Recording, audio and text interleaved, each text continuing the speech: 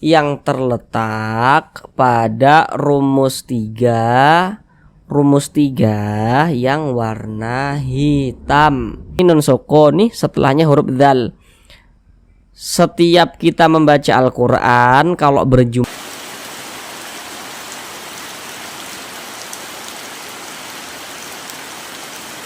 Assalamualaikum warahmatullahi wabarakatuh.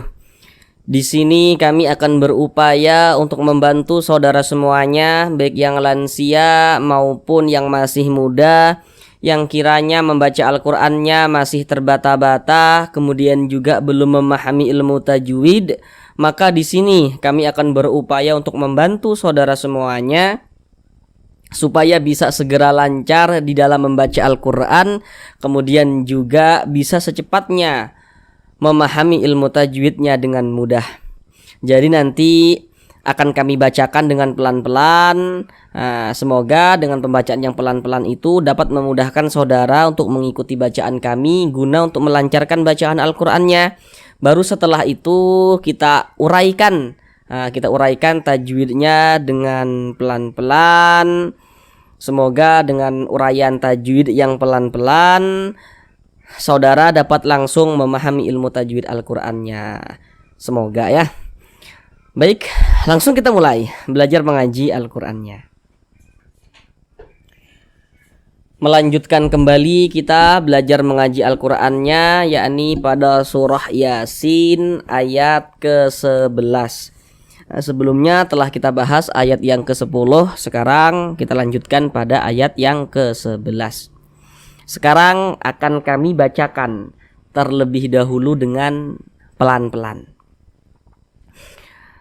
A'udzu billahi minasy syaithanir rajim. Bismillahirrahmanirrahim. Innama tunziru man ittaba'a dzikra wa khasyiyar rahmana bil ghaib fabashshirhu bimaghfiratin wa ajrin karim. Mari kita uraikan tajwidnya dengan pelan-pelan. Yang pertama di sini innama. Di sini ada huruf nun bertasydid. Ini huruf nun, tanda tasydid itu seperti ini nih, seperti angka 3 terbalik atau seperti huruf W.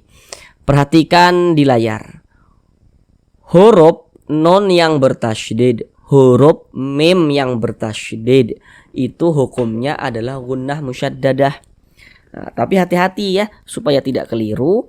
Jadi kalau ada huruf nun bertasydid, ada huruf mim bertasydid. Tapi ini huruf nun bertasydid nih. Sebelumnya sini tidak kemasukan nun sukun, juga tidak kemasukan tanda baca tanwin. Kalau mim yang bertasydid misalnya ketambahan tidak kemasukan mim sukun begitu. Seperti ini nun bertasydid nih. Lihat nih sebelumnya nih. Tidak kemasukan nun sukun, tidak kemasukan tanda baca tanwin, maka nun bertasydidnya ini hukumnya gunnah musyaddadah. Maka kita gunakan suaranya itu kita tahan, kita panjangkan sebentar. Innama seperti itu. Innama, kemudian ma dibaca panjang. Perhatikan rumus mad tabi'i yang terletak pada rumus 3 yang warna hitam.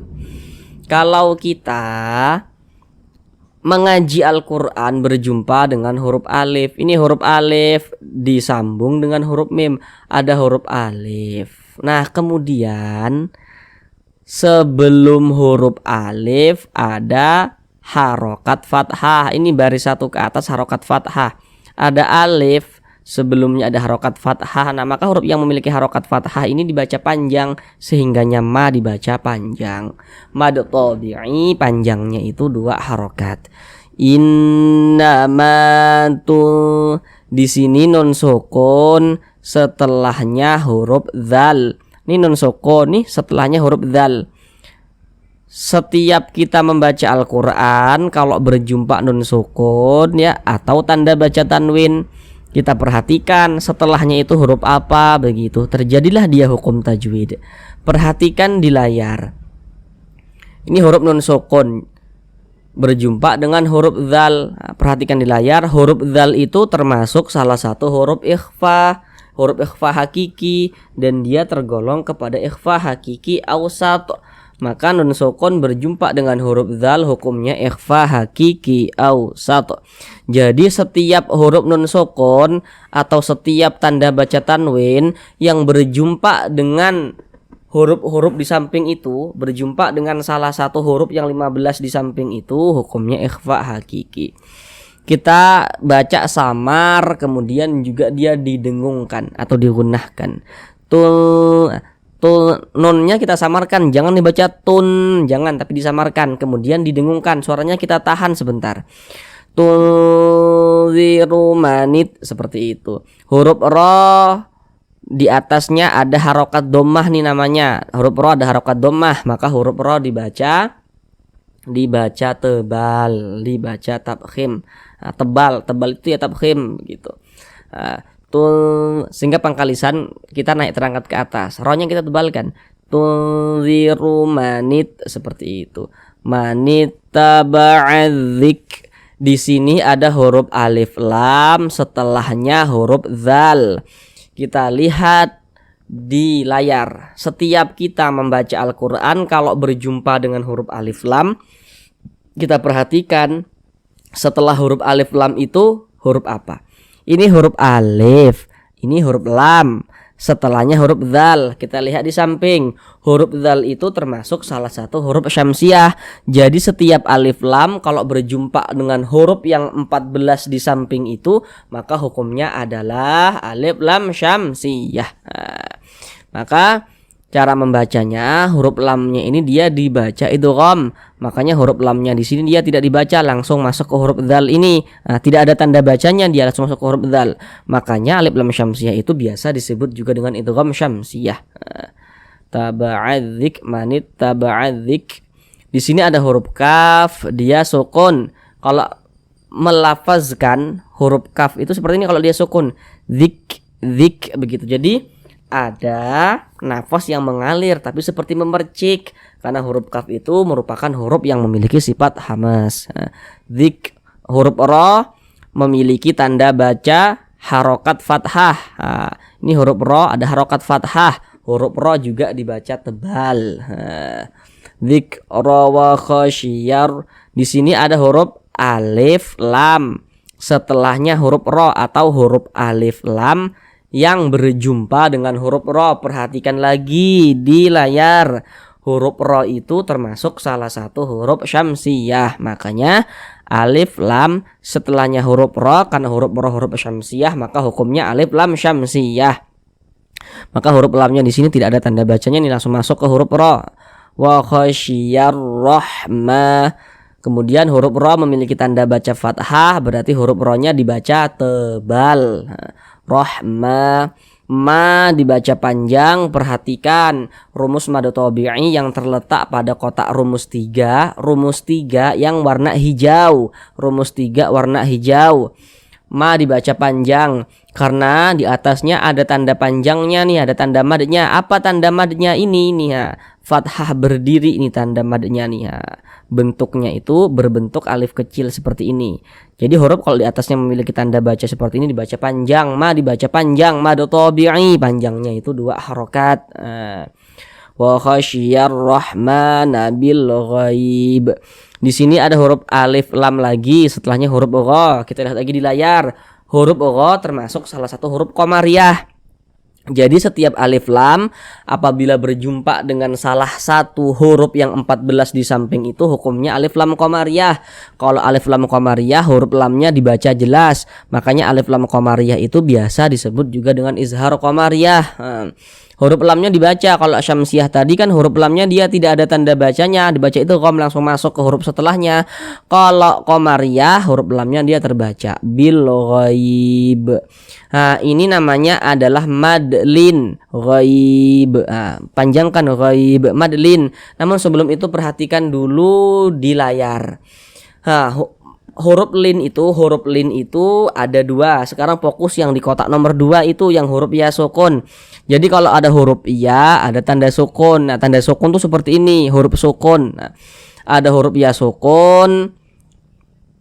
Sebelum huruf ya sukun ini ada nih tanda baca harokat fathah. Ada ya sukun, ada harokat fathah. Maka huruf ya sukunnya ini adalah huruf lin.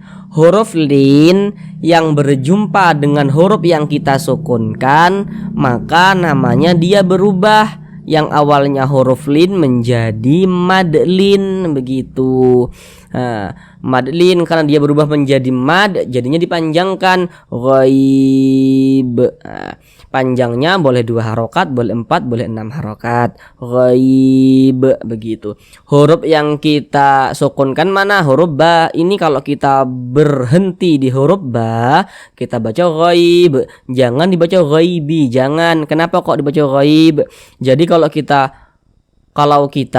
berhenti berwaqaf di huruf yang tidak dibaca panjang, hurufnya kita matikan, kita sukunkan. Ini kita berhenti di huruf ba tak dibaca panjang, tidak dibaca panjang, makanya huruf ba-nya itu kita sukunkan sehingga dibaca ghaib. Kemudian huruf ba ini kan dia sukun sebab disukunkan atau mati sebab kita matikan karena kita berwaqaf di huruf yang tidak dibaca panjang ini. Kita lihat lagi di layar, huruf ba termasuk salah satu huruf qalqalah. Kalau dia sukun atau karena disukunkan, maka kita pantulkan ghaib seperti itu. Dan ini termasuk kepada qalqalah kubra, qalqalah besar karena kita berhenti atau berwaqaf tepat di huruf qalqalah. Kita berhenti tepat di huruf qalqalah nih, huruf ba, maka dinamakan qalqalah kubra. Kemudian di sini ada tanda waqaf jaiz. Ini kalau menemukan tanda waqaf seperti ini terserah kita. Mau berhenti juga tidak apa-apa, kita wasolkan tidak berhenti, kita sambung ya, kita lanjutkan bacanya juga tidak apa-apa. Babasyirhum. Kalau ada huruf ra sukun, ini huruf ra ini tanda sukun, ada huruf ra sukun. Sebelum huruf ra sukun ini ada harokat kasroh, ada ra sukun. Sebelum huruf ra ini di sininya ada harokat kasroh nih. Maka huruf ra sukunnya dibaca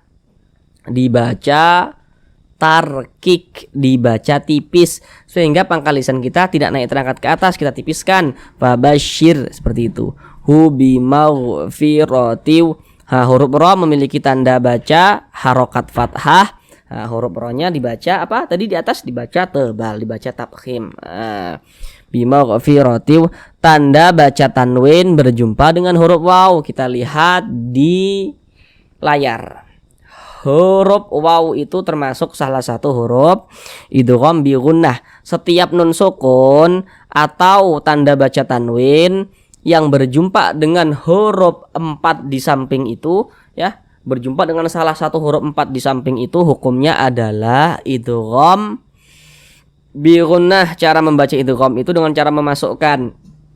Tapi kalau bi gunnah ya dengan cara memasukkan kemudian disertai dengan gunnah. Jadi dia kalau bi gunnah itu dimasukkan kemudian juga dia didengungkan. Ini yang dimasukkan itu nih loh bunyi tanwinnya nih, kita baca bimaghfirati, jangan dibaca firotin, jangan, tapi firotiu begitu. Kemudian kita gunnahkan, karena kita gunnahkan berarti suaranya itu kita tahan, kita panjangkan sebentar. Bimaghfiratiu, tiu, di bagian tiunya itu kita tahan, kita panjangkan sebentar. Bimaghfiratiu wa ajrin karim. Nah, seperti itu. Kemudian di sini ada huruf jim. Nah, dia sukun. Kita lihat di layar, huruf jim termasuk salah satu huruf qalqalah. Kalau dia sukun pantulkan. Jadi huruf-huruf qalqalah itu kalau dia sukun atau sukun sebab disukunkan, kita pantulkan bacanya, begitu dia. Wa mantul.